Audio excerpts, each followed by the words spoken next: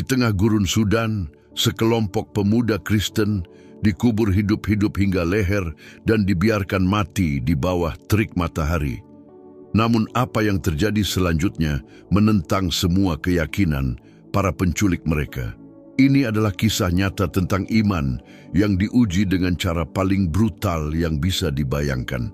Di negara di mana berpindah ke Kristen bisa berarti kehilangan segalanya, para pemuda ini menghadapi hukuman yang dirancang untuk mematahkan iman mereka.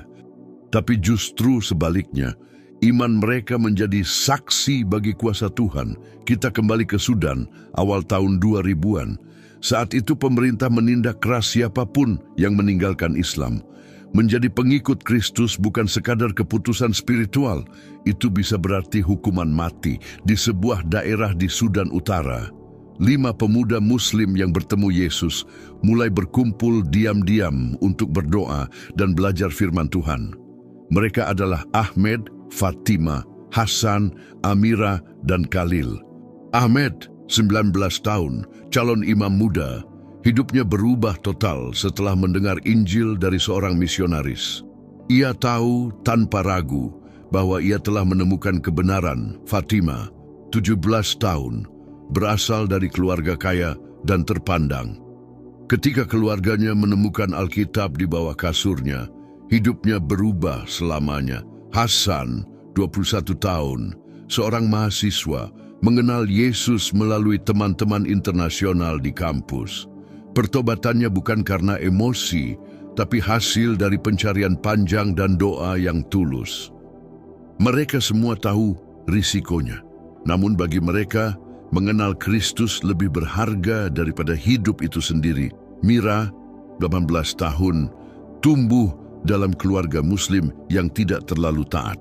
Namun ketika ia secara terbuka mengaku beriman kepada Kristus, keluarganya merasa dipermalukan. Ayahnya bahkan melaporkannya ke pihak berwenang. Khalil, 16 tahun, menemukan Kristus melalui Ahmed, seorang teman yang diam-diam membagikan imannya, meski sadar risikonya besar. Perubahan hidup Khalil begitu nyata, hingga semua orang di sekitarnya menyadarinya. Bersama 3 pemuda lain yang juga percaya kepada Yesus, mereka bersekutu secara rahasia di sebuah bangunan terbengkalai di pinggiran kota. Setiap dini hari, mereka berdoa, mempelajari Alkitab, dan saling menguatkan dalam iman, sambil hidup di bawah bayang-bayang ketakutan. Namun di masyarakat di mana semua orang saling mengenal, rahasia tak bisa disembunyikan lama. Polisi agama mulai mengawasi, memotret, dan mencatat siapa saja yang datang. Dalam beberapa minggu, mereka sudah memiliki cukup bukti bahwa 5 pemuda Muslim ini telah menjadi pengikut Kristus dan bahkan memberitakan iman mereka kepada orang lain.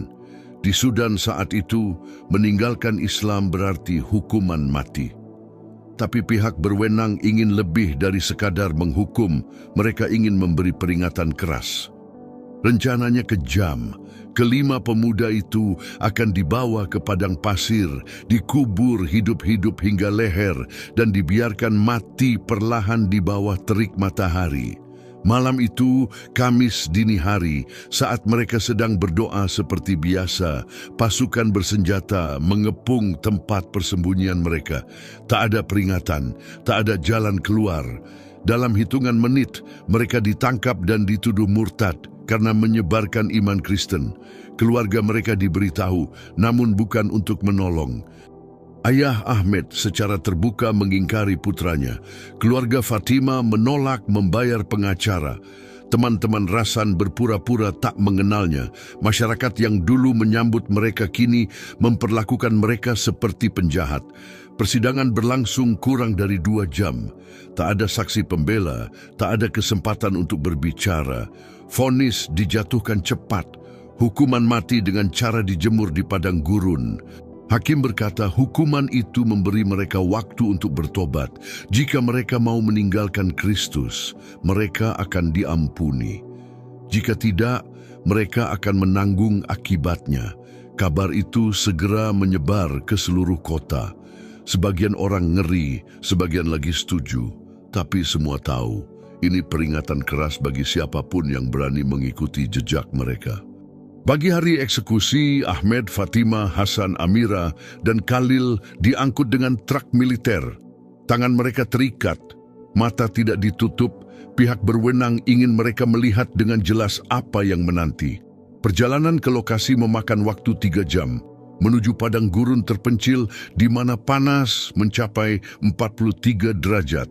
Setibanya di sana, mereka dipaksa turun dan berbaris. Para penjaga mulai menggali 5 lubang di pasir, cukup dalam untuk menenggelamkan kepala dan bahu manusia.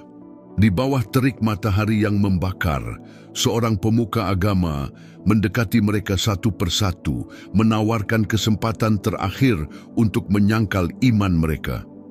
Petugas agama itu pertama-tama mendatangi Ahmed, mengingatkannya tentang kehormatan keluarga dan rasa malu yang ia bawa dengan meninggalkan Islam.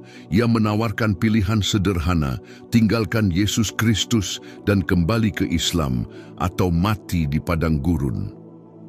Dengan tenang namun tegas, Ahmed menjawab, "Aku tidak dapat menyangkal Dia yang telah menyelamatkanku. Yesus Kristus adalah Tuhan dan Juru Selamatku. Jika aku harus mati demi kebenaran ini, biarlah aku mati." Berikutnya ia mendekati Fatima. Dengan suara lembut, ia berbicara tentang masa mudanya, kecantikannya, dan masa depan yang bisa ia miliki. Pernikahan, keluarga, kehidupan yang indah, jika saja ia kembali kepada iman kaumnya. Namun Fatima menatap matanya dan berkata, "Hidup yang kau tawarkan hanya sementara. Hidup yang Yesus berikan adalah kekal.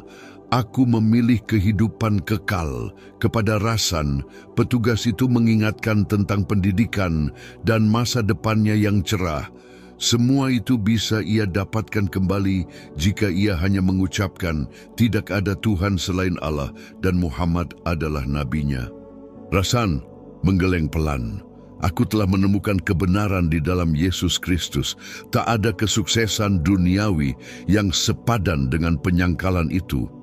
Ketika giliran Amira, ia mencoba pendekatan emosional. Ia berbicara tentang ibunya yang menangis di rumah dan betapa mudahnya semua duka itu hilang jika Amira kembali ke Islam. Dengan suara bergetar tapi penuh keyakinan, Amira berkata, "Keluargaku mungkin berduka sekarang, tapi Bapa Surgawiku akan menyambutku pulang. Aku memilih untuk menghormatinya." Akhirnya, ia berhadapan dengan Khalil yang baru berusia 16 tahun. Ia berharap bocah itu takut mati. Namun Cali berkata dengan mantap, "Aku memang muda, tapi aku tahu siapa yang kusembah. Yesus Kristus mati untukku, dan aku rela mati untuknya." Petugas itu terdiam, menatap mereka dengan campuran kagum dan jijik. Di depan mereka, kubur telah digali. Kelima orang percaya itu berlutut di tepi liang. Pasir menimbun tubuh mereka hingga hanya kepala yang tampak. Namun di wajah-wajah itu, tak ada ketakutan, hanya damai yang tak terkatakan. Matahari membakar tanpa ampun, menyinari wajah para terpidana mati yang dikubur hingga leher di gurun pasir. Panasnya pasir sudah tak tertahankan. Dalam kondisi normal, mereka mungkin hanya bertahan beberapa jam sebelum mati kehausan. Namun hari itu bukanlah hari yang normal. Para penjaga mendirikan tenda kecil sekitar 50 meter dari tempat eksekusi agar bisa mengawasi tanpa terkena langsung terik matahari. Mereka membawa cukup makanan dan air, bersiap menunggu 6 hingga 8 jam, selama apapun dibutuhkan sampai para tahanan menyerah. Seorang pejabat agama juga berada di sana, menunggu jika salah satu dari kelima orang Kristen itu mau bertobat dan kembali ke Islam. Jika ada yang menyerah, ia akan langsung memerintahkan penyelamatan. Namun jam demi jam berlalu, tak ada satupun yang memohon ampun. Justru sesuatu yang mengejutkan terjadi. Dari tengah padang pasir, suara lemah Ahmed terdengar. Ia menyanyikan himne Kristen dalam bahasa Arab. Pelan-pelan suaranya menguat. Fatima menyusul, lalu Hasan, dan akhirnya dua yang termuda, Mira dan Khalil. 5 suara berpadu di bawah terik matahari menyanyikan pujian bagi Yesus dengan sukacita yang tak dapat dijelaskan. Para penjaga saling berpandangan tak percaya. Mereka telah melihat banyak kematian, tetapi belum pernah melihat orang bernyanyi di ambang ajal. Pejabat agama itu mendekat, mendengarkan dengan heran. Lirik mereka jelas tentang iman, pengharapan, dan kehidupan kekal. Tapi yang paling mengguncang bukan kata-katanya, melainkan nada kegembiraan di tengah penderitaan. Itulah sukacita sejati, sukacita yang lahir dari kedamaian batin yang dalam dan keyakinan yang tak tergoyahkan. Kelima pemuda Kristen itu menghadapi kematian yang pasti, namun tampak lebih tenang dan bahagia daripada banyak orang yang hidup aman. Menjelang jam ketiga, nyanyian mereka justru semakin keras, bukan melemah. Padahal seharusnya panas gurun dan dehidrasi sudah membuat mereka kelelahan dan tak sadarkan diri. Namun wajah mereka tetap segar, suara mereka penuh semangat. Para penjaga mulai berbisik cemas. Mereka tahu bagaimana biasanya proses eksekusi di gurun berjalan. Korban melemah, memohon belas kasihan, lalu menyerah atau mati kelelahan. Tapi yang ini berbeda, kelima orang Kristen itu justru tampak semakin kuat. Seorang penjaga mendekati petugas agama. Pak, ada yang aneh, mereka seharusnya sudah hampir mati, tapi lihat, mereka malah semakin hidup. Petugas itu hanya menjawab ragu, beri waktu lagi, matahari akan melakukan tugasnya. Namun ketika jam keempat, lalu kelima berlalu, keajaiban itu tak bisa disangkal. Suhu hampir 49 derajat, pasir seharusnya membakar kulit, tapi mereka tampak tenang, bahkan nyaman. Salah satu penjaga akhirnya berlutut di dekat tubuh Ahmed. Saat tangannya menyentuh pasir di lehernya, darahnya seketika membeku, pasir itu dingin. Ia memeriksa lainnya dan menemukan hal yang sama. Di tengah teriknya gurun, pasir di sekitar mereka terasa sejuk. Dan yang paling menggetarkan, tak satu pun dari mereka menunjukkan tanda-tanda terbakar matahari. Kulit mereka tampak segar dan sehat, seolah-olah duduk di bawah naungan seharian. Penjaga memanggil petugas agama untuk memeriksa sendiri. Saat petugas itu meraba pasir yang ternyata dingin dan menatap wajah para tahanan yang tanpa celah, keyakinannya mulai goyah. Ia yakin mereka seharusnya mati mengenaskan, namun justru tampak hidup dan tenang. Mungkin ada penjelasan, gumamnya ragu. Mungkin air bawah tanah atau awan yang menutupi matahari. Tapi langit tetap cerah tanpa awan, udara tetap panas, dan pasir tetap dingin. Menjelang jam ke-6, keanehan baru terjadi. Sekelompok burung muncul di langit gurun, pemandangan langka di tengah teriknya siang. Mereka berputar tepat di atas kelima tahanan, menciptakan bayangan sempurna di wajah masing-masing. Awalnya dikira kebetulan, namun formasi itu tetap bertahan berjam-jam, seolah diatur dengan presisi. Salah satu penjaga muda gemetar menunjuk ke langit. "Tuan, lihat burung-burung itu." Petugas agama mendongak dan tertegun. Burung-burung itu membentuk pola salib yang sempurna, stabil di udara, meski mereka terus bergerak. Ia merasakan keringat menetes di wajahnya, bukan karena panas, tapi karena ketakutan. Sebagai seorang terpelajar, ia mengerti hukum alam. Namun hari itu, di tengah gurun, ia menyadari ada sesuatu yang jauh melampaui pengetahuannya. Namun, apa yang mereka saksikan hari itu menentang semua hukum alam yang mereka tahu. Nyanyian para tahanan Kristen yang dikuburkan kini berubah menjadi sesuatu yang lebih menakjubkan. Mereka tak hanya menyanyi, mereka berbicara dengan seseorang yang tak terlihat. Ahmed berseru dengan suara lantang, "Ya Tuhan, aku merasakan kehadiran-Mu di sini bersama kami. Terima kasih atas penghiburan-Mu." Fatima berdoa, "Yesus, engkau setia kepada anak-anak-Mu. Bahkan di tempat ini, engkau tak meninggalkan kami. Rasan menambahkan, kasih-Mu lebih nyata bagiku sekarang daripada sebelumnya. Para penjaga saling berpandangan, ketakutan. Orang-orang ini berbicara dengan Tuhan mereka seolah Dia benar-benar hadir dan melihat tanda-tandanya, pasir yang dingin, kulit mereka yang utuh, burung-burung yang berputar di atas, tampak jelas ada sesuatu yang melindungi mereka. Setelah 7 jam, pejabat agama akhirnya berteriak, "Gali mereka keluar!" Salah satu penjaga protes, "Tapi Tuan, mereka belum menyerah pada iman mereka.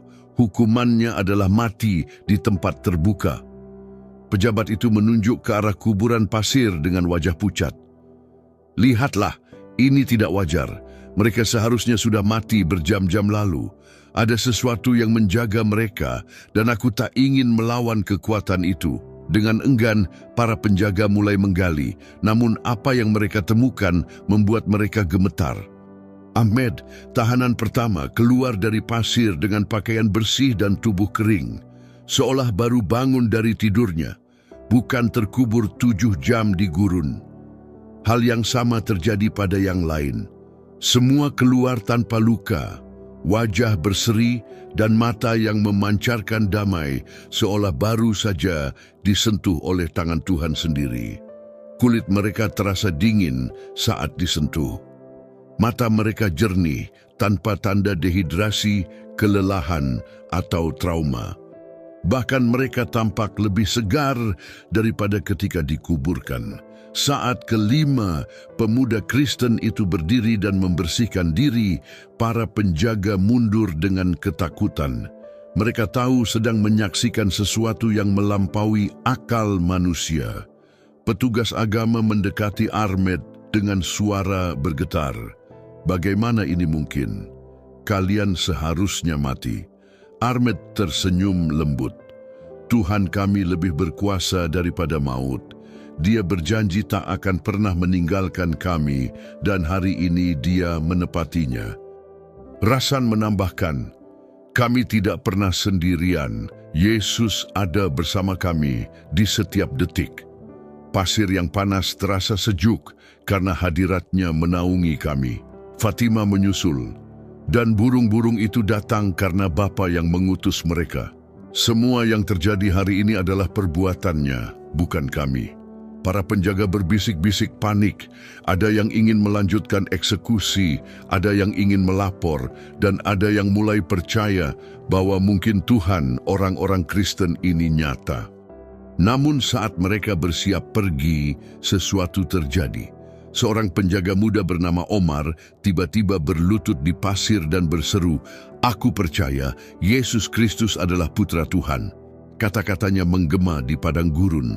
Semua terdiam. Petugas agama menatapnya pucat dan gemetar, sementara Omar melanjutkan, "Hari ini aku melihat kuasa Tuhan dengan mataku sendiri. Mukjizat yang tidak bisa dijelaskan oleh siapapun.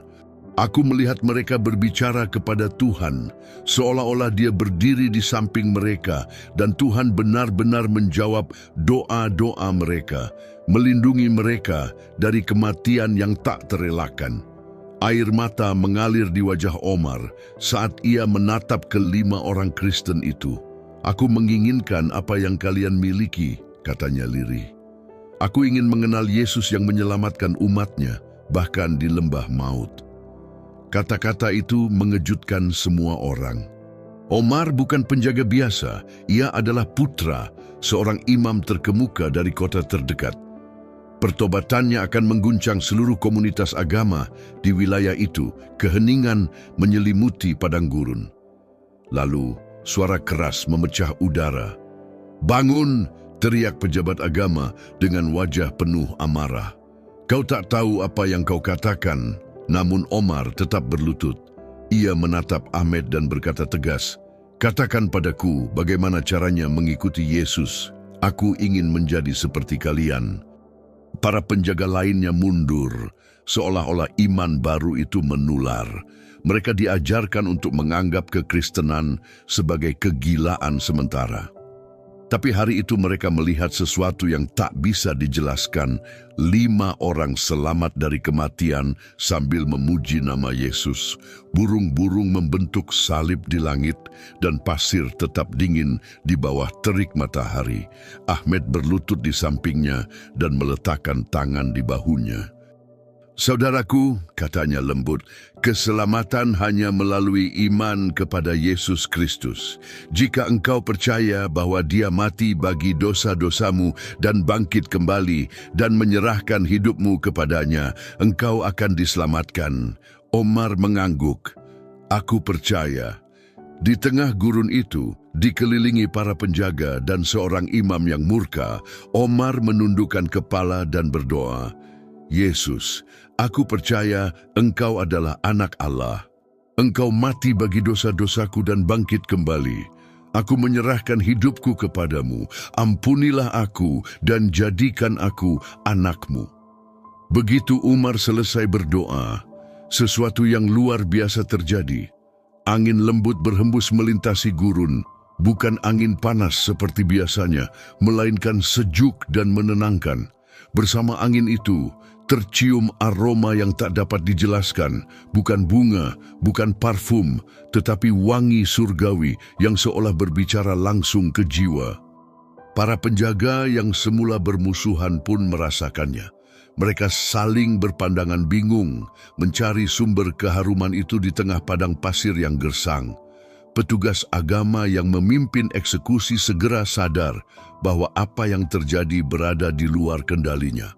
Ia memerintahkan agar semua tahanan segera dimasukkan kembali ke trak, namun 2 penjaga, Yusuf dan Ibrahim, diam-diam mendekati Ahmed. "Kami tidak mengerti apa yang terjadi," bisik Yusuf. "Tapi kami tahu ini bukan hal biasa. Kami menyaksikan sesuatu yang suci." Ibrahim mengangguk pelan. "Petugas ingin kita melaporkan bahwa eksekusi gagal karena masalah teknis, tapi kita tahu kebenarannya. Ini mukjizat." Ahmed menatap mereka dengan lembut. "Tuhan melakukan ini bukan hanya untuk menyelamatkan kami, tapi untuk menunjukkan kasih dan kuasa-Nya kepada kalian. Dia nyata dan Dia peduli pada kalian." Kedua penjaga itu terdiam. Mereka belum siap bertobat seperti Umar, tetapi sesuatu telah berubah di hati mereka. Benih iman mulai tumbuh.